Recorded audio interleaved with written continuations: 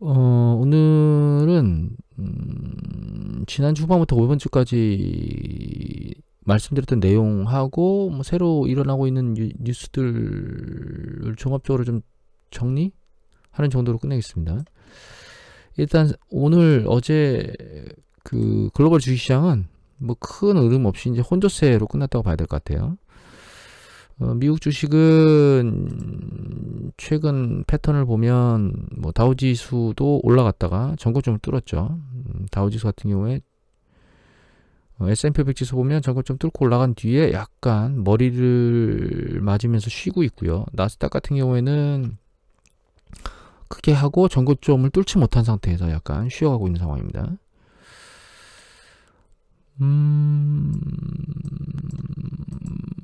10년 국채 수익률을 보면 최근에 한 달 걸 볼까요? 머리가 상당히 위로 올라갔다가 수익률이 아래쪽으로 쭉 내려왔는데 다시 머리를 들기 시작은 했습니다. 그러니까 이제 이게 여러 가지 요건으로 해석될 수 있는데 그 안전자산을 선호하게 되면 채권 수익률이 밑으로 내려가거든요. 이제 왜냐하면 안전자산 10년 국채를 매집하게 되면 가격이 올라가니까 내려가는데, 그래서 이제 인플레이션 때문에 빨리 올라간다고 우려가 됐던 게 좀 빠른 속도로 내려왔는데 다시 머리를 약간 드는 걸로 봐서는 일단 뭐 안전자산 선호도가 급격히 계속 증가하고 있다라고 하는 부분들까지 생각을 확대할 부분은 없을 것 같아요. 그런 얘기들을 하는 기사들이 가끔 있습니다. 거기까지는 생각 안 해도 될 것 같고, 미국 시장은 그렇게 움직이고 있는데 중국 시장 같은 경우에는 역배열로 전환돼서 움직이고 있다가 최근 바닥 테스트를 끝내고 정배열로 전환될지를 지금 테스트하고 있는 중입니다. 글로벌 주요 국가들 중에서 상대적으로 올해 들어와서 주식시장이 소외된 게 중국인데 이걸 커버할지는 상황을 좀 지켜봐야 될 것 같아요. 그리고 가장 뉴스 중에 눈길에 뜨는 건 이겁니다. 제가 자꾸 말씀드렸는데 코인을 안 팔았다고 믿으면 안 된다고 얘기를 드렸는데 테슬라는 코인을 팔았다 그러고 이제 머스크 자신은 자신이 보유한 코인을 팔지 않았다고 얘기를 했는데 결과적으로는 테슬라하고 일론 머스크를 같은 한 객체로 본다면, 같은 걸로 보는 관점에서 놓고 보면 결과적으로 얘기를 하고 가격을 끌어올리고 이익을 얻어간 거는 뭐 피할 수 없는 부분이죠. 여하튼 지금 비트코인을 투자하는 것이 정상적인 투자라고 얘기하기는 어려운데 일정 수준은 투자 안으로 들어왔다고 볼 수밖에 없죠. 기술적으로 보면 도지코인이 급락했다가 한 반토막 났다가 반등을 했는데 그 반등 정도는 약합니다. 일정 부분 올라온 뒤에 한 50% 정도까지는 한 2단계까지 밀고 올라갈 거라고, 빠른 속도로 밀고 올라가지 않을까라는 생각을 했었는데 거기까지는 못 올라가고 약간 일단 눈치 보기를 하고 있어요. 방향성은 좀 봐야 되겠는데 여기서 밑으로 내려가면 이 지지선 테스트하고 밑으로 아래로 붕괴할 수 있는 가능성이 높아지겠죠. 비트코인도 마찬가지입니다. 밑으로 밀려 내려왔다 반등했는데 약간 상승면이 약간 누그러들고 있어요. 우리가 한번 생각해 봐야 될 건, 비트코인 이제 오늘 설왕설래가 많죠. 국내에 뭐 세금을 걷는다 그러는데 뭐 해주는 것도 없이 세금을 걷느냐 뭐 이런 난리를 치고 있고, 2030 세대에서 난리 친다 그러는데 2030 전 세대가 난리 치는 건 아니겠죠. 비트코인과 관련된 사람들이 아마 할 건데, 여기 보시면 사실 비트코인 예전에도 보여드렸지만 5,000개가 넘거든요. 이거는 언제든지 또 만들어줄 수 있어요. 이건 단순 기술이기 때문에 이 기술을 채용한 또 다른 비트코인을 또 만들 수 있다는 겁니다. 그리고 또 다른 도지코인을 원하는 그런 사람들이 여기 들어오면 계속 이게 하루의 볼륨이거든요. 거래량이거든요. 여기 들어와서 나도 또 다른 도지코인을 꿈꾸면서 작업을 하는 곳이 많다는 거죠. 이제 문제는 시장 규모 자체가 1억 달러, 아니 10억 달러. 그러니까 우리나라 하나로 한 1조 원 정도 되는 게 100개 정도 됩니다. 지금 현재 시장 규모가. 이 며칠 전만 해도 이게 한 90개인가 80개 후반대였거든요. 지금 100개 된데 이제 조금씩 더 계속 커지겠죠. 문제는 이 많은 비트코인이 화폐화되는 게 과연 정당한 행위고 시장에 교란이 없을까라고 하는 부분에 문제가 있다고 봐야 되겠어요. 그 부분이 가장 큰 문제입니다. 지금 가상화폐는. 그래서 사기 얘기는 이미 나왔고, 그죠? 근데 제가 이제 작전이 있을 수 있다는 얘기를 드렸는데 작전 얘기도 나왔죠. 결과적으로 이런 문제들 때문에 가상화폐는 이 상위에 있는 믿을만한 가상화폐 소수에 의해서 만들어지는 게, 그러니까 소수에 의해서 거래가 되는 쪽으로 좀 굳혀질 수밖에 없다라고 보고 있고, 우리나라 같은 경우에는 가상화폐 거래소에서 거래소 계좌를 만들고 각 고객한테 별도의 가상 계좌를 만들어서 거래소 계좌로 거래를 하는 그런 형태가 대부분인데, 그중에 이제 국내 4개, 제가 알기로는 3개의 은행이 4개의 거래소에다가 개인 계좌를 터주는 형태로 해주고 있거든요. 정부에서 요구하는 대로. 그리고 정부에서는 그렇게 요구하고 있는데, 거래소에서 그 은행에 신청을 해도 결과적으로는 그 계좌를 터주는 걸로 아마 거부하고 있는 걸로 알고 있는데, 그래서 결과적으로는 4개의 거래소만이 남게 되지 않을까, 그런 생각을 개인적으로 하게 됩니다. 여하튼 가상화폐를 하시는 분들은 좀 주의 깊게 관찰을 해야 될 시기가 아닌가, 뭔가 좀 변곡점에 오긴 왔다고 보입니다. 이거 이외에 모건 스탠리에서 경제 정상화가 기대보다는 어려울 것이다 라고 하는 얘기가 나오면서 포트폴리오를 좀 줄여라 얘기가 나왔거든요. 주요 내용은, 이거 한국경제 기사인데, 주요 내용은 이제 서플라이 체인의 문제가 아직 회복이 안 됐고, 근데 이제 그 부분은 이걸 보면 드러나는 것 같아요. 이거 그 한국관세물류협회 사이트입니다. 상하이 컨테이너 운임 지수가 내려오다가 다시 머리를 들고 있습니다.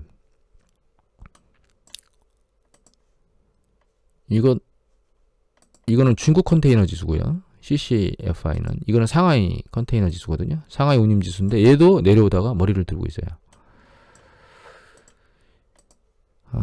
요거는 영국 쪽의 해운 컨설팅 업체에서 하는 컨테이너 운임 지수인데 추세적으로 계속 올라오고 있고, 발텍 운임 지수 유명하죠. BDI는 계속 추세적으로 지금 올라오고 있습니다. 계속 내려오는 것 같더니 다시 머리를 들고 있어서 서플라이 체인에 문제가 있어 보이는 거는 명확합니다. 지금 아직까지.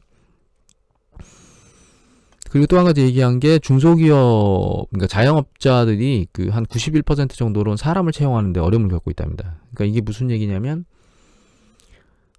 실업률이 아직까지 높은 상황이 있잖아요. 6%대를 얘기하고 있는데, 실업률이 그렇게 높으면 일자리를 구하는 사람들이 많아서 고용이 쉬워야 되는데, 고용이 어렵다는 얘기는 일자리를 구하지 않는다? 구직 포기자, 단념자들이 있다는 뜻이겠죠. 이런 상황이 만들어진다는 얘기는 결과적으로는 정부에서 지원금이나 이런 것들을 주는 것 때문에 굳이 구직을 할 필요가 없다 라고 생각하는 사람들이 많다는 뜻이겠죠. 그런데 이제 그게 문제는, 거론한 이유는 뭐냐면, 구직 단념자들을 구직하려면 급여를 더 줘야 되겠죠. 이제 그게 이제 인플레이션을 유발할 수 있다는 거예요. 그래서 현재 우리가 기대하는 것보다 인플레이션의 추세가 좀 더 강할 수 있다라고 하는 부분을 얘기하고 있고, 그래서 이제 모건 스탠리가 그 경제 정상화가 생각보다는 좀 어려울 것이다. 그러니까 속도가 우리가 원하는 것만큼 빠르지 않을 것이다. 이렇게 해석하면 될 것 같아요. 이외에 뭐 여행이나 이런 쪽을 하고자 하는 사람들이 있는데, 죄송합니다. 아침에 하니까 목이 잠들 때가 가끔 있어가지고, 그런 쪽에 이제 비용이 좀 높게 드는 경우도 있다. 그러니까 높아지는 것 같다라고 얘기했는데, 그건 제가 잘 이해가 안 되고, 이 부분은 거론했어요. 보복 소비나 이런 것들이 있잖아요. 그런 것들이 있는데, 지금 현재 이제 소매 판매나 이런 것들이 전년 대비만큼, 그러니까 코로나 팬데믹 이전으로 다 돌아갔거든요. 그래서 이미 폭발적으로 일어났기 때문에 향후에는 이미 그 일어난 것 때문에 혹은 더 많이 일어나는 것들 때문에 그런 부분이 좀 더 오히려 줄 수 있다. 이런 부분에 대한 우려들을 얘기하고 있습니다. 여기서 뭐 뉘앙스나 얘기들은 다 그렇지만 이런 부분이 나왔다는 거예요. 보고서가. 그게 좀 중요하다고 생각을 해야 될 것 같고, 또 한 가지 특이한 건, 이거 보면 이미 말씀드렸지만 크레딧 스위스에서는 경기 방어주를 얘기하고 있다는 거예요. 경기 순환주와 관련돼 있어서. 또 한 가지는 지난번에 보여드렸는데, JP모건에서 얘기한 저평가주 유럽 지역에 금융주하고 유틸리티, 그 다음에 소비재, 이게 필수 소비재입니다. 그 다음에 통신주, 근데 이 세 가지는 경기 비민감주거든요. 경기 방어하라는 뜻이거든요.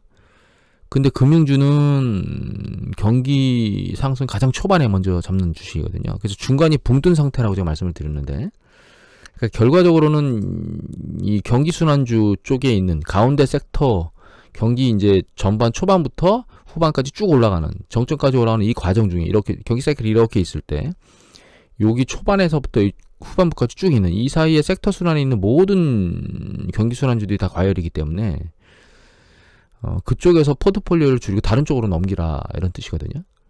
이런 부분은 충분히 감안하면서 주식 포트폴리오에 대한 생각을 해봐야 될 부분이라고 생각하고 있습니다. 두 가지를 믹싱해보면 경기가 기대치보다 많이 오르지 않을 수도 있는데, 이미 주식시장에 대한, 그러니까 경기가 확장할 때 일어날 수 있는 그런 경기 방어주의 혜택은 이미 다 봤다라고 우리가 생각을 할 수 있는 거죠. 이런 상황에서 지금 주요국에서 이제 캐나다 첫 번째로 테이퍼링 얘기를 했는데, 물론 다른 곳에서는 테이퍼링 얘기를 하지 않았습니다. 아직 이미 보여드렸지만, 다만 약간 테이퍼링에 대한 개념의 뉘앙스가 퍼지고 있는 건 중국이고, 하지만 중국이 인민은행의 그 기준금리를 동결하면서 속도를 맞추고 있는 것처럼 이미 보이고 있죠. 그런데 이미 이건 한번 보여드렸지만, 이렇게 주요국이 출구 전략을 할 때, 이건 이제 기준금리고, 이게 월쇼 주가 지수입니다. 미국에. 이거 90년대 테이퍼링 할 때 보면 이렇게 쉬어가죠. 한 1년 정도 쉬었습니다. 주시장이. 여기서도 기준금리를 이렇게 올리면서 이렇게 올라갔는데, 이게 얼마 안 되는 것 같지만, 여기를 한번 늘려볼게요. 기간이 한 7, 8개월 됩니다. 여기 보시면 여기 있죠. 여기가 정점을 찍었죠. 2004년도 초반에. 그리고 그러니까 금리를 올리기 전에 이미 땅 찍고 나서 개걸음을 치고 있죠. 왜 그런 거냐면, 이게 올 때쯤 됐다라고 얘기가 이미 여기서부터 계속 보도가 나오는 거죠. 긴축에 대한 얘기들이. 찍고 나서 이게 언제 다시 돌파를 했냐면, 이때 돌파를 했으니까 한 2004년도 한 2월부터 2011월까지, 11월 좀 넘었네요. 한 12월 정도가 돼서야 돌파를 했으니까 거의 1년 동안 옆으로 개걸음을 쳤다는 얘기입니다. 주시장이. 그냥 지수상으로는 개걸음 치면서 조정을 계속 받았죠. 이건 글로벌 금융위기 때, 이때도 마찬가지입니다. IT 버블 때, 지금 여기를 봤죠. IT 버블 깨지고 나서 여기 글로벌 금융위기 때도 마찬가지예요. 보시면 쭉 올라오다가 이때 출구 전략을 처음으로 했거든요. 이때가 아닙니다. 이때입니다. 2015년 12월 달에. 그런데 여기 보시면 그 중간에 올라오다가 여기서부터 둔화되기 시작했다고 봐야 되겠죠. 2015년도 한 초중반에. 그랬던 게, 얘를 돌파한 게 2016년도 중반 넘어서요. 그러니까 1년 동안 옆으로 개걸음을 쳤다는 뜻이죠. 그러면 지금 이걸 정리해보면, 이미 시장은 경기방어주가 충분히 다 먹었다고 얘기를 하고 있고, 과열신호. 그래서 포트폴리오는 중간에는 경기 순환주에서 빠져있는 경기 인플레 방어주나 경기 방어주를 거론하고 있으며, 모건스탠에서는 생각보다 속도가 그렇게 빠르지 않을 뉘앙스를 내비치고 있거든요.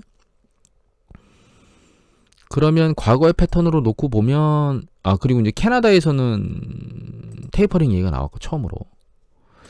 그러면 과거의 패턴을 놓고 보면 한동안 테이퍼링 긴축과 전후에서 이게 약간 쉬어갈 수 있는 패턴을 볼 수 있다라는 뜻인데, 이미 많이 먹어서 주식시장이 어떤 특정 섹터 같은 경우에는 밀려 있다라면, 이 움직임 과정 중에서는 섹터별로 편차가 확연히 나면서 주식시장의, 그러니까 그 각각의 그 수익 그 상황이 달라질 수 있다라고 하는 것들을 감안해야 되겠죠. 이게 지수가 조정받고 있는 거지만, 이 안에서 섹터별로는 조정 강도가 센 애가 있고 적은 게 있겠죠. 혹은 어떤 섹터는 덜 내려가면서 버티고 있는 애들도 있을 거고, 올라갈 때는 버틴 애들이 더 밀고 올라가서 상대적으로 못 버틴 애들은 더 빠지고, 그래서 성과가 확연히 갈릴 수 있다라고 하는 부분들로 정리할 수 있거든요. 그러면 지금까지 달려와서 많이 먹었던 주식들, 과도하게 상승 포인트가 있었던 주식들은 언택, 그린 이런 쪽은 상대적으로 조심해야 된다는 뜻을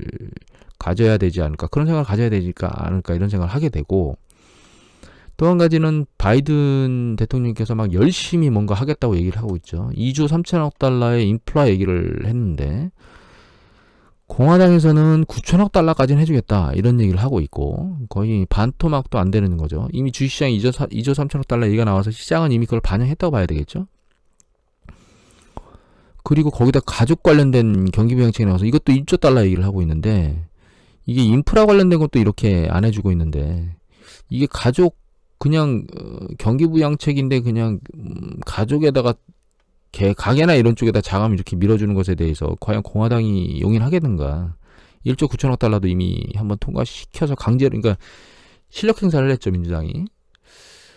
이런 걸 생각해 보면 호재는 주식시장에 다 반영된 게 아닌가 이런 생각을 개인적으로는 안 할 수가 없습니다. 거기다가 최근에 기업의 실적 보고들이 나오고 있는데 그 실적이 긍정적으로 나오고 있음에도 불구하고 주식시장이 그것에 대해서 환호를 안 하고 있다는 것까지 반영을 해보면